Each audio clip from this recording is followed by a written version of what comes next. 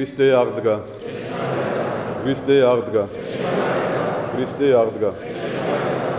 ქრისტეს მიერ საყვარელო დანუდაძმანო მეოთხე კვირა დადგა აცხოვრის აღდგომიდან და თქვენ ალბათ ხედავთ რომ რამდენი კვირაც გადის აღდგომის შემდგომი პერიოდიდან იმდენი ადამიანი აკლდება, იმდენი ადამიანები აკლდებიან ეკლესიას, როგორც ყოველთვის გულის ტკივილით აღნიშნავ და ალბათ ყოველთვის იქნება ჩემთვის დიდი მწუხარება, როცა ადამიანები, რომლებიც მარხულობდნენ, ეზიარებოდნენ, ერთად ვიზეიმეთ მაცხოვრეს წკინვალე აღდგომა, შოობა და სხვა დღესასწაულები დღეს ან ზინავთ, ან პახმელიაზე გამოდიან, ან საერთოდ გასაკეთებენ ღმერთმა იცის. ფაქტი სახეზეა, რომ ასეთი ცხოვრება არ მოსწონს უფალს, ასეთი ცხოვრები ჩვენ ვერ წავალთ წინ.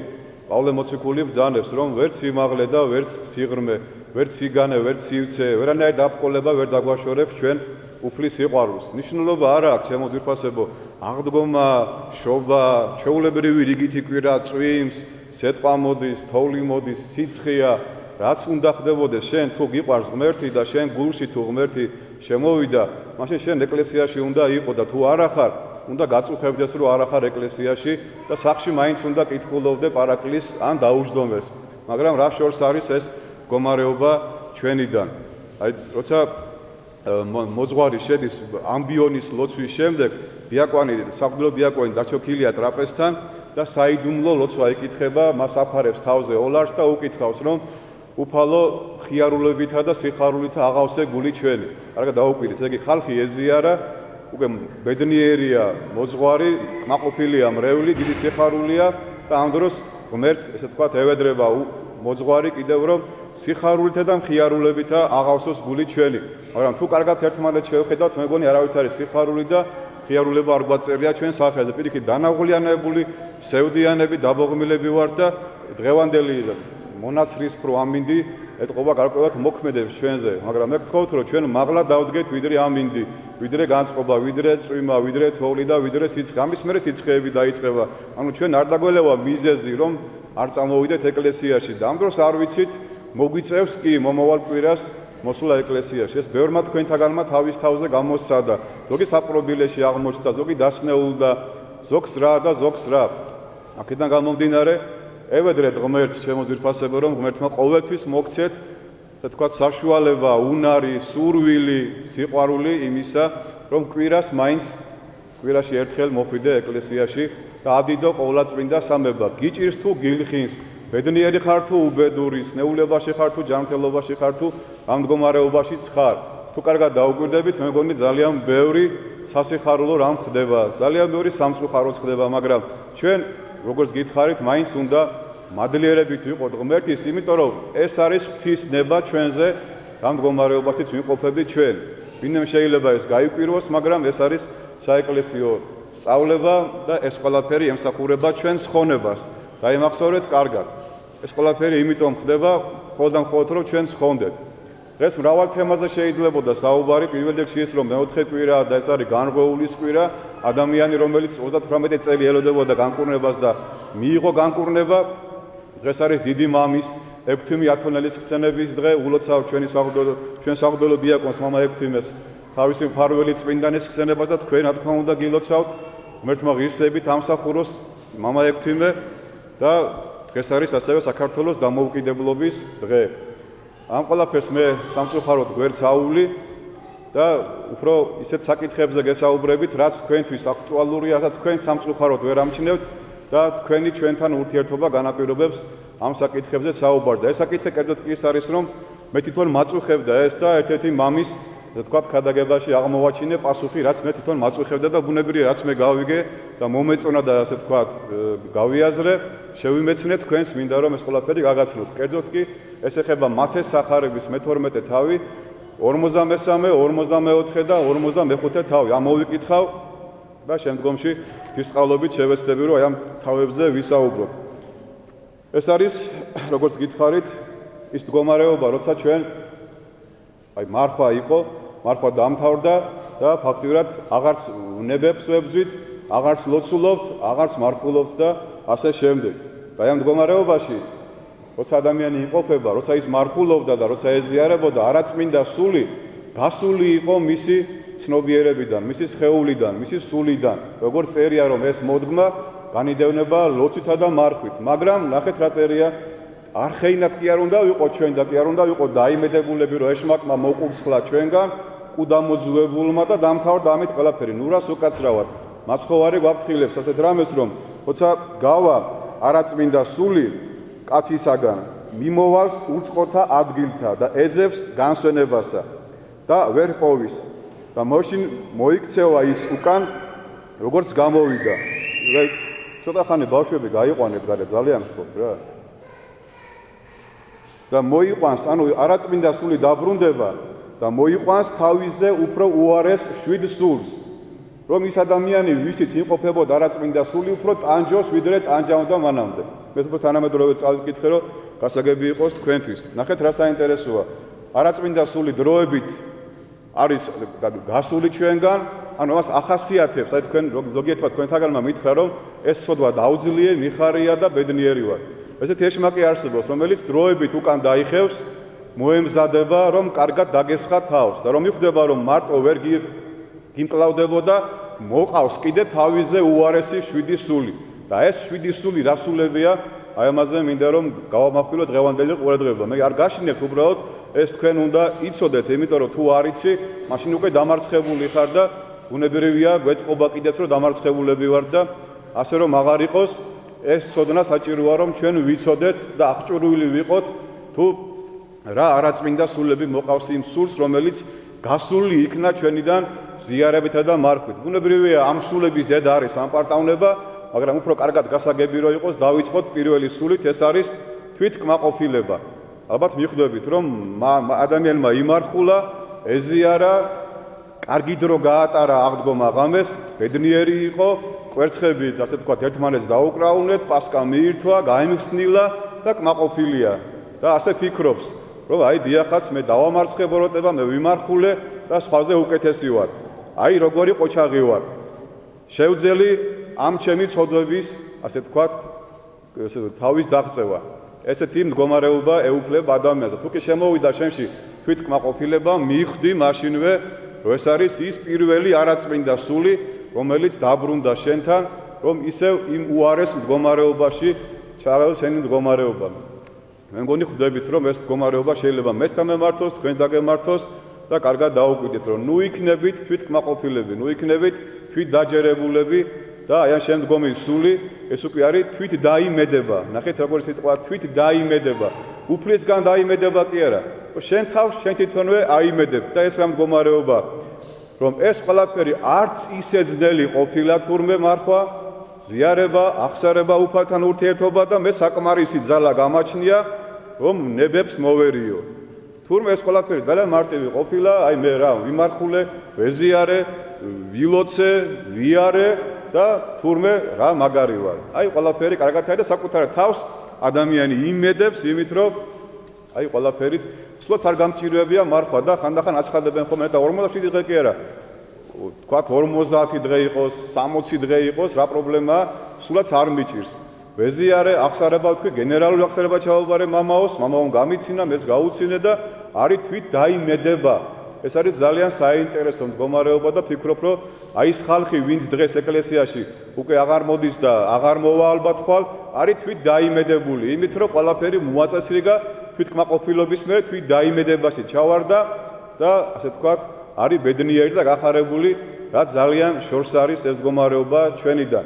არავით არის თვით დაიმედება, თვით რჯულობა, თვით კმაყოფილება, თვით სწავლება, თვით მასწავლებლობა, თვით ყველაფერს მოერიდეთ ჩემო ძვირფასებო. თორე აღარც მოძღვარი იქნება საჭირო, აღარც ეკლესია მერე, აღარც ანგელოზი, აღარც ხატი, აღარც ლოცვა და არაფერი. ყველა ადამიანი, ძალიან ბევრი ადამიანი ფიქრობს ასე, რომ აღარ ჭირდება არაფერი, დაიმედებულია, რომ რუში არ არის, ქურდი არ არის, ყაჩაღი არ არის და აი ამით არის ბედნიერი და კმაყოფილი და თვით დაიმედებული მდგომარეობაში ზის ეხლა სახში და უყურებს აღლუმს დამარცხებული ქვეყნის. ეს ძალიან სამწუხარო მდგომარეობა მოგესწენებათ. მესამე მდგომარეობა ეს არის თვით დაჯერებულობა და ეს რა მდგომარეობაა? ეს სიცოცხლე რომელიც ჩემში იყო, ვეღარ გაბედავს ჩემთან მოახლოებას, რადგან იცის რომ მასთან ბრძოლაში გამობრძმედილი და ძალმოსილი ვარ. ნახეთ როგორ იყო ჩაღები ვართ თვით დაიმედების მერე უკვე თვით დაჯერებულობა რომ ის მე თქვა სიგარეტს აღარ ვეწევი, აღარ ვიწყევლები, აღარ უხეშობ, აღარ მრუშობ, მე ეს ყველაფერი დავამარცხევ, ძლიე, გამობრძმედილი ვარ უკვე, ნახეთ რა კარგი სიტყვაა და ეს ყველაფერი უკან მე აღარ დამიბრუნდება და თურმე რა ძლიერი ყოფილი ვარ მე. აბა თქვენ ეს ყველაფერი გეცნობათ, ბევრმა თქვენთაგანმა მე გამახარა თითქოს ახსარებაში რომ მთელი მარხვა ისე გავიდა, სიგარეტი არ მოუწევია, არ დაუწყევლია, არ უჩხუბია, არ დაულევია და თვითკმაყოფილობის და თვითდაჯერებულობით შემდგომში არაწმინდა სული ბრუნდება, ვეწევით კიდეც, ვიწყევლებით კიდეც, შხუბობთ კიდეც, განკითხვაშიც ვართ და აღარ ჩამოვთვლით, აღარ დაგამძიმებთ, რა მდგომარეობაში ვარდება ადამიანი. კარგად დაიმახსოვრეთ. მეოთხე მდგომარეობა ეს არის შეუნანებლობა. ვინ ეზიარეთ აღდგომის მერე? ერთეულები. ანუ გვეგონა რომ შენანება, სინანული, მეტანია, ეფრემასურის ლოცვა და ყველაფერი თურმე საჭირო იყო დიდმარხვაში, განსაკუთრებით ნების შვიდეულში ნიანგის ცრემლების ჩამოყრა, გარდამოხსნასთან ქვითინი, ტირილი და შემდგომში რაღაც საჭიროა წყინვალე შვიდეულში სინანული, რაღაც საჭიროა აგერ მალე ამაღლება იქნება, სულთმოფენობა იქნება, რაღაც საჭიროა წირვა, რაღაც საჭიროა ლოცვა, რაღაც საჭიროა აღსარება, გაიხარე მუშაო წამებულო. ეს არის ძალიან მძიმე მდგომარეობა ჩემო ძვირფასებო და გთხოვთ კარგად. ჩემთვის პირადად ყველაზე მძიმე მდგომარეობა ეკლესიაში არის ყველა მარხვის შემდგომი პერიოდი. თითქმის ყველა ადამიანი ისეა ჩამოყალიბებული, რომ საკუთარ სხეულს კომპენსაცია უნდა გაუკეთოს და აცხადებს, აბა, ამდენი ხანი რომ ვიმარხულე, ეხლა არ უნდა მივეცე შვებას. მაგრამ როცა მოვა ის არაწმინდა სულები და სიკვდილი უჩინო, ეთქვით, რომ აიცი რა, მე წყინვალეში დეულში ვიყავი, მე აღარ მჭირდებოდა სინანული. ხო შეიძლება, თუმცა კი ბევრი ადამიანი დაიმედებულია, რომ თუ აღდგომის შემდგომ პერიოდში გარდაიცვლება, ის აუცილებლად 60-ში აახელს თვალებს. მე მგონი რომ ძალიან გაუჭირდება უმარხავ და ულოცველ და უნანულ ადამიანს. ანუ სინანული ჩემო ძვირფასებო საჭიროა ყოველთვის. ეს მე რაღაც ისე არა ვარ თქვა ჩაციკლული რომ გიდა თუ არა ერთი და იგივეზე უნდა ვილაპარაკო.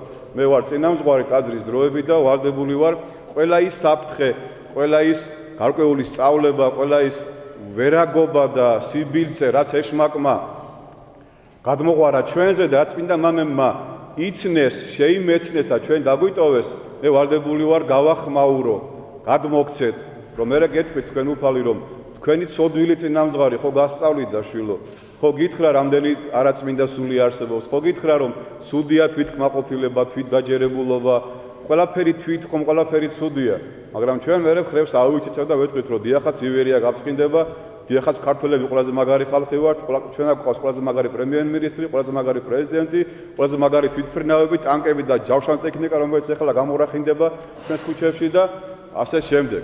ეს ყველაფერი არის თვით დამოუკიდებლები ვართ და ასე შემდეგ. მე თავისუფლებას მივცევ რომ არ გითხრათ ამ მდგომარეობაა და რატომ დაკარგა ის გარკვეული წლები საქართველოს დამოუკიდებლობა. ის ათეისტური მთავრობა ნოე ჟორდანიას თამადობით ხას უსვამს, რომელსაც ჭავჭავაძე ილია მოკლეს შემოძვირფასებო და ვინც უპასუხეს კირიონს, წმინდა კირიონს საძლაგრისში, მაშინდელ კათალიკოს პატრიარქს. ნოე ჟორდანიას ეკითხება და მის მთავრობას რომ როგორ მოგიხსენიოთ თქვენ ლოცვებში, როგორი მთავრობა ხარ თქვა, ფედერაცია ხარ, დამოუკიდებელი ხარ, რესპუბლიკა ხარ თუ ვინა ხარ. იცით რა უპასუხეს პატრიარქს, თქვენი მოხსენება არ გვჭირდება და მიიღეს საზღაური და რა მდგომარეობაში ჩავარდა ქვეყანა, მე ნახავ. თითქმის იგივე მდგომარეობა ეხლაც.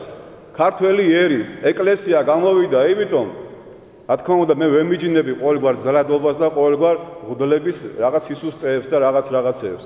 რომ ქართველმა ხალხმა, მართლმადიდებელმა ხალხმა, ღვთისმშობლის წილხედრმა ერმა გამოხატა მშვიდობიანი პროტესტი, რომ არ გვინდა არ ჩამოუთვლით შემოძვირფასებო გარკვეული LGBT თუ რაღაც ჯანდაბა და ოხრობა. და აღშფოთთა დიპლომატიური კორპუსი, თვალებ დაჭყეტილი ამერიკის ელჩი და ჩვენს მიერ არჩეული პრემიერ-მინისტრი რევერანსებს უკეთებს და ეუბნება გვაცადეთ ბატონო ყველაფერს, მოვაგვარებთ, დავალაგებთ, გამოვიძიებთ, რას გამოვიძიებთ, შედალოცილო, ქართულმა ხალხმა აგირჩია შენ. ოქტომბერში სრული ხარდაჭერა მიიღე და ეს ხალხი ფეხებზე დაიკიდე და ვიღაცა ტილიანებს მიდიხარ და ბოდიშებს უხდი და ეუბნები რომ ყველაფერს მოაგვარებთ, მალე იქნება ერთსქესიანი ქორწილი და მოგეხსენებათ რომ ევროპაში უკვე ინერგება სისხლის აღრევა და შეიძლება რომ შვილმა დედა მოიყვანოს ცოლად და ასე შემდეგ და ამაზე რომ ჩვენ მე აღშფოთდებით მე იტყვე რა სიბნელია რა ეს რა უბედურება ხდება საქართველოში და აი ამ ქვეყანას ტერიტორიები ოკუპირებული აქვს ვერ შეხარ სამაჩაბლოში ვერ შედიხარ აფხაზეთში და კიდე 20% დაემატა ერთმორწმუნე რუსების მიერ და ჩვენ ვატარებთ აღლუმს და ვართ ბედნიერები თუ საქართველოს დამოუკიდებელი ყოფილა და რა ბედნიერები ვართ და ასე შემდეგ დამოუკიდებელი იყო დავითის და თამარის დროს საქართველოს შემოძირფასებოდა გორგასალის დროს თუმცა ჩვენი თავი ჩვენ გვეყუდნოდა თუმცა ვერც ამერიკელები და ვერც რუსები ვერაფერს ვერ გაბედავდნენ რომ ჩვენთვის რამე ეთქვათ იმის მაგივად რომ მივიღოთ ისეთი კანონები რომელიც იქნება შესაბამისობაში ჩვენს სულიერებასთან ჩვენს კულტურასთან ჩვენს ეროვნებასთან ისეთ კანონებს იღებენ რომ ჩვენ მალე ღვთლები გამოჩნდებით რაღაცა ხორცმეტები რაღაცა ბნელი დამქაშები და ჟანდარმები და ასე შემდეგ სამწუხაროა ისიც რომ ჩვენ საღვთლოებაში არ არის ერთსულოვნება ნაწილი საღვთლოების არ გამოსვა და ირონიით უყურებდა ჩვენ გამოსვლას და ნაწილი საღვთლოებისა საერთოდ დარბოდნენ რეგბის სპორტსმენებივით და ამტროდნენ ყველაფერს ეს არის ორივე არასერიოზულობა ნორმალური ღვთელი და მრევლი შვიდობიანად ლოცვით ხატებით გამოდის და ევედრება ღმერთს რომ ღმერთო არ დაუშვა მამათ მავლობა სიძვა ყველა ის უმსგავსოება რატომ იმიტომ რომ მოხდება მეწყერი მიწისძვრა სეტყვა უბედურება კიდე შემოვლენ მონღოლები ჩინელები ხალხო და ვეღარ დაგიცავთ მე ის მეოცნებე პრემიერ-მინისტრი თქვენ რომ გონიათ რომ ის ჩვენი კაცია და ხო გამოამჟღავნა ვინც არის და რას წარმოადგენს ხო აი ეს ამიტომ ჩვენ უნდა ეს ყველაფერი კარგად გავიაზროთ აი ეს არაწმინდა სულები კარგად გავიგოთ ვინ არიან და აღარ ვიყოთ თვითდაჯერებულებაში თვითკმაყოფილებაში თვით რაღაცეებში და ეს ყველაფერი კარგად გავიაზროთ შემდეგი სული ეს არის უკვე უმადურობის სული ანუ შენ ეკლესიამ გაზიარა დაგლოცა აღსარება მიიღო ყველაფერი გააკეთა შენთვის ეკლესიამ იესო ქრისტე მოძღვარმა და ამ დროს შენ უმადური ხარ და მიატოვე ეკლესია აი ეს ხალხი დღეს არ არის ვინც არის რა თქმა უნდა უმადური და ვინც აღარ მოხვალ თვალე მომავალ კვირას უმადურები იქნებით თქვენს ან ვინც მოდიხართ მაგრამ მადლიერებაში არ ახართ და არ ეზიარებით აი ეს არის დიდი უმადურობა და დიდი საშინელი მდგომარეობა და მეშვიდე სული ეს არის ის სული რომელიც ყოველთვის თანს დევს საზოგადოებას და განსაკუთრებით ესეთ ამინდებში როგორიც არის დღეს მოწყინების სული ჩვენ ვევედრებოდით დიდ მარხვაში ეფრემ ასურის ლოცვაში რომ სული მიმომწვილობისასა განმარშორე მე მაგრამ სამწუხაროა დღეს ნებისმიერ თქვენთაგან სახეში რომ შევხედო და თქვენ სარკეში რომ ჩაეხედოთ მოწყენილობაა თქვენზე და ბუნებრივია იქნება კიდეს რატო იქნება იმიტომ რომ ძალიან ბევრი ჭირვარამია ძალიან ბევრი მწუხარებაა ძალიან ბევრი პრობლემა გაჩნდა გვეგონა რომ ჩვენი ოცნება იყო საქართველოს გარწყინება და თურმე ჩვენი ოცნება ყოფილა LGBT-ს აღლუმი და ასე შემდეგ და ასე შემდეგ და ჯერ სადახართ თუ ჩვენ ესე გავაგზავნე და ხმა არ ამოვიღეთ აი ნახავთ ხვალე რა იქნება მთელი ბომბონდი ორი კვირის განმავლობაში ეს წარმართი და მეძავი ხალხი არ დავასახელებ გვარებს გულანძღავდნენ ეკლესიას და ძალიან ბევრმა თქვენთაგანმაც აი მამაო ნახეთ რას ლაპარაკობენ ჩვენზე და თქვენ ვერ გავიგე ვის ხარეზე ხართ ვისი აზრი გაინტერესებს ბოკერია ჩორგოლეიშვილის თუ კათალიკოს პატრიარქის და ვერ გავიგე მორწმუნეა საზოგადოების ჯერ სადახართ აი ნახავთ კიდე დადგება დრო რომ იმდენად ბევრი იქნება არაწმინდა მეძავი და ასე შემდეგ რომ ჩვენ ერთეულები დავჩებით მართლმადიდებლები და იტყვიოთ თქვენ არანორმალურები ხართ იმიტომ რომ მამათმავლები არ ახართ და იმიტომ რომ ლესბოსელები არ ახართ და ასე შემდეგ და ასე შემდეგ მე სპეციალურად თავი შევიკავე აი ამ მოვლენების მერე გამეკეთებინა კომენტარი იმიტომ რომ პატრიარქის კურთხევა იყო რომ სანამ საპატრიარქო არ გააკეთებს განცხადებას მანდ ყველამ თავი შეიკავე და საპატრიარქო გააკეთა განცხადება რომ ჩვენ ვემიჯნებით ყოველგვარ ზალადობას და უნდა აღიკვეთოს ყოველგვარი მსგავსი აღლუმები და ეს აღლუმები სადაც დაწესდა ჯობია ამერიკაში ჩატარდეს და კიდე სხვა ქვეყნებში ჩვენ ეს არ გვინდა უცხოა ჩვენთვის შემოძირფასებო ასეთი რამე კი ყავს ასეთი ხალხი საკმაოდ მაგრამ თუ ჩვენ ამ ყველაფერს მწვანე აუნთეთ ჩვენი ქვეყანა კიდევ ერთხელ მოისვრება არავითარი დამოუკიდებლობა მე არავითარი ეკლესია არაფერი აღარ იქნება და არაფერი აღარ დაგრჩება მე ჩვენ და ეს საოცარია რომ ესე იგი გამოდიან სექტანტები მალხას ონღულაშვილი და მისნაირები და უჭერენ მხარს ამ აღლუმს და მუსლიმანების მუფტი გამოდის და აცხადებს რომ დიახაც ეს კარგად მოიქცნენ მართლმადიდებელი ღვთლები მუსლიმანებმა დაგვიჭირეს ხარით შემოძირფასებო და ქრისტიანულმა კონფესიებმა ხარი დაუჭირეს ანუ მათ თავიანთი თავი უკვე გამოამჟღავნეს ვინც არიან ლაკმუსირება მოხდა ყველას ვინ იყო გამოჩნდა და მე გამიკვირდა ძალიან ბევრი ეკლესიის მრევლის შეწუხებული სახით რომ იყურებოდა რომ ეს რა ჩავიდინეთ.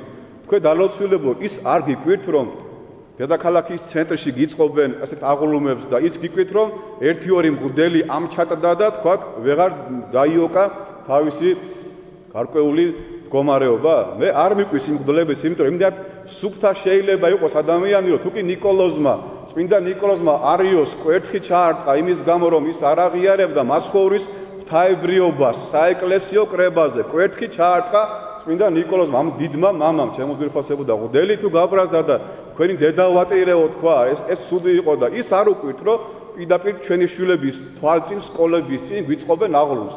და ჩვენ აღშფოთებულები ვარ და გაოცებულები ვარ და ეს როგორ შეიძლება თურმე. რა თქმა უნდა, მე ვერ მიჯნები კიდევ ვიმეორებ, მაგრამ მომავალ წელს კიდევ ჩაატარებეთ და ნახეთ რა მოხდება, მე თქვენ დაინახავთ. თუ ჩვენ არ მოუთხოვეთ პასუხი ჩვენს მიერ არჩეულ ხელისუფლებას, რომ ჩვენ გვცემ პატივი.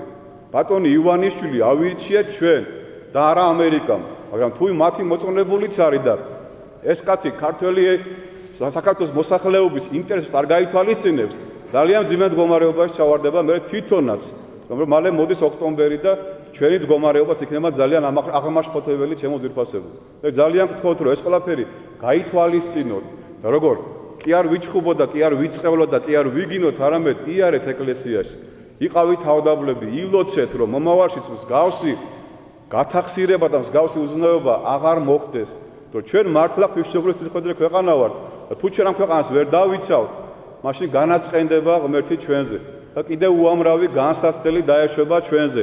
წაიკითხეთ უახლესი ისტორია, წაიკითხეთ გასული საუკუნის ისტორია და ნახეთ როგორ ვისჯებოდით და როგორ ვისჯებით. არ გვეყო განა ამდენი სისხლის ზღვა, ამდენი სხვის დაკრუზე თამაში, დანიშნული ხელისუფლებები და ნაცმოძრაობა და ოცნება. არ ჯობია რომ ავიჩიოთ მართლმადიდებელი ხალხი, ვინც არ მოგვიწყობს გეი აღლუმებს და სხვა სამარცხვინო რაღაცეებს. მე მგონი ასე ჯობია ჩემო ძვირფასებო და ღმერთმა გაგახაროთ, ღმერთმა დაგლოცოთ, ღმერთმა შეიწიროს დღევანდელი ჩვენი მსახურება და ღმერთმა სიხარულითა და მხიარულებით აღავსოს